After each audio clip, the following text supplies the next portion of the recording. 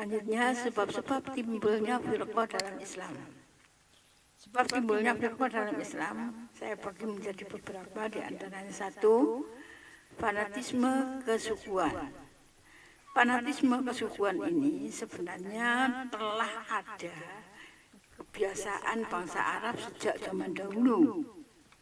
Kemudian setelah Islam datang, fanatisme ini lebur, artinya mereka menyatu menjadi Islam tanpa memperdulikan dari suku apa dan daerah mana.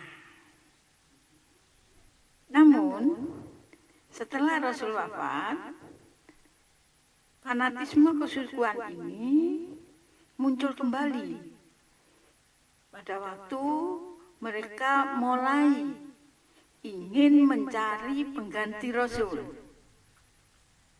Seperti yang kita bahas di depan tadi, itu pada waktu perebutan jabatan khalifah. Golongan Ansor menginginkan khalifah dari Ansor. Golongan Muhajirin menginginkan khalifah dari orang-orang Muhajirin. Inilah fanatisme kesukuan tampak di sini. Tiap-tiap suku menginginkan mereka lebih unggul, lebih dari yang lain. Yang selanjutnya, yang ketiga, perbedaan pemahaman ayat-ayat mutasyabihat. Apa ayat-ayat mutasyabihat itu? Yaitu ayat-ayat yang belum jelas atau tidak jelas makna dan maksudnya. Di dalam Al-Quran, ayat-ayat mutasyabihat itu banyak. Contoh, yadullahi fawqa aydihim, yang kalau diartikan letterlek, tangan Allah di atas tangan mereka. Ahlussunnah wal Jamaah di dalam memaknai ayat tersebut, yadullah di sini tidak diartikan letterlek tangan Allah, tapi yadullah diartikan kekuasaan Allah. Dari firqah-firqah yang lain mengartikan apa adanya. Dari sinilah timbul perbedaan di dalam menjelaskan atau memberikan hukum-hukum di dalam firqah-firqah yang ada. Yang keempat, timbulnya firqah ini disebabkan pengaruh filsafat Yunani. Kita ketahui bersama bahwasanya filsafat Yunani ini satu budaya yang sudah termasyhur sebelum datangnya Islam. Sehingga orang-orang atau bangsa Arab pada waktu itu banyak yang sudah terpengaruh dengan filsafat Yunani. Kita tahu ada Sokrates, Plato, dan sebagainya. Ini pun di dalam pemikiran mereka pun ikut mempengaruhi dalam pemikiran kaum muslimin pada saat itu. Yang kelima, hubungan umat Islam dengan agama lain. Antara umat Islam dengan agama lain ini memiliki pengaruh yang besar juga. Karena kita tahu sebelum Islam datang ada Yahudi, ada Nasrani,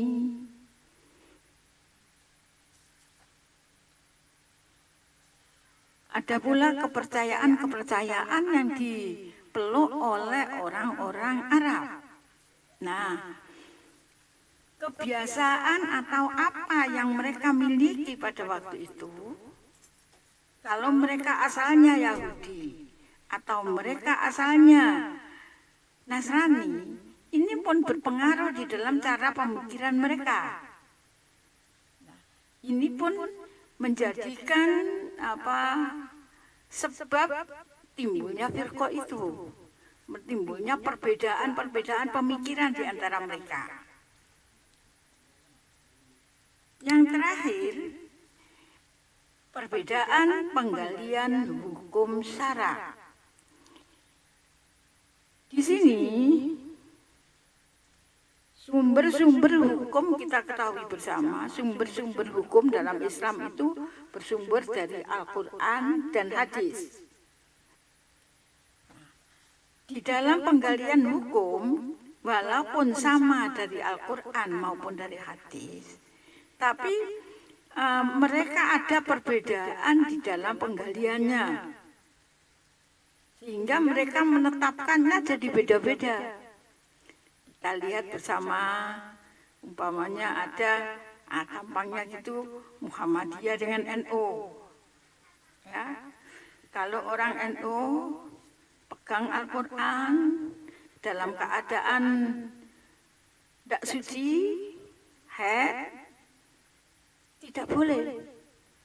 Tidak pegang wudu, tidak boleh. Tapi kita tahu Muhammadiyah, mereka walaupun dalam keadaan tidak suci, mereka boleh memegang Al-Quran. Nah, sebab-sebab inilah yang menjadikan kemudian timbul firqah-firqah dalam Islam, karena macam-macam yang menjadi latar belakang mereka itu. Ini sebab secara keseluruhan. Kalau yang kemarin kita dalam sejarah kita sudah tahu bagaimana sampai Islam asalnya satu kok pecah dan sebagainya. Sampai terakhir sekarang kita hidup zaman sekarang tambah macam-macam. Nah, itu diantaranya adalah ini sebabnya. 6 sebab inilah yang menjadikan timbulnya masalah di dalam Islam.